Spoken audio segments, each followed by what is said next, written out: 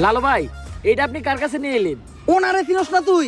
উনি অনেক বড় তান্ত্রিক, এই দেশে ওনার লক্ষ লক্ষ মুরিদ। উনি নতুন একটা বই লিখছে, বইয়ের নাম শয়তান ধরার গর্জন। যেই বই পইরা নতুন কইরা লাখ লাখ মানুষ তান্ত্রিক হইতাছে।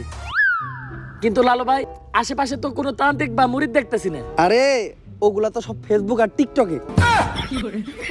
বাবা, সঞ্জনা নামের এক আত্মারে আমার ধরতে হইব বাবা, আপনি আমার সফল হওয়ার একটা উপায় দেন।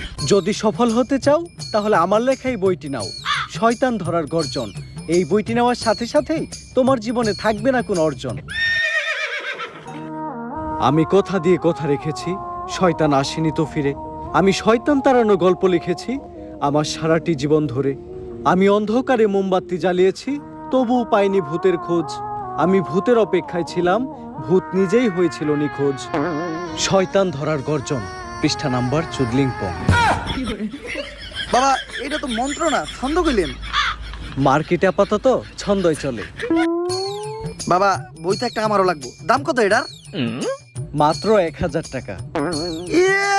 1000 টাকা দিয়ে আর কিনুম? 1000 টাকা হাতে নিয়ে ভূতের ডাক দিলে ভূত নিজেই চাল চলে আয়া পড়বো। 1000 টাকা দিয়ে বইয়ের দাম, এই বইয়ের বিশেষত্ব কি? এই বইটা আমি আমার নিজ হাতে লিখেছি। দেখি, হাতের লেখা এত খারাপ? দেখি এই বইয়ের প্রথম পৃষ্ঠায় কি লেখা? মানুষকে ভোদাই বানানোর 100টি উপায়। 1000 টাকা দিয়ে 120টার এই বইটি নেন আর ঠাস কইরা ভোদাই হয়ে যান। এখন সফল হইতে গেলে তো এই বইটা লাগবেই, তো এই বইটা আমি নিয়ে গেলাম। বইয়ের টাকাটা?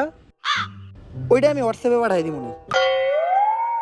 গুরু, আজকের থেকে আপনার লেখা এই বইটা পইরাই আমার শয়তান ধরার যাত্রা করলাম শুরু। শয়তান ধরার গর্জন, পৃষ্ঠা নাম্বার চুদলিংপং। বাট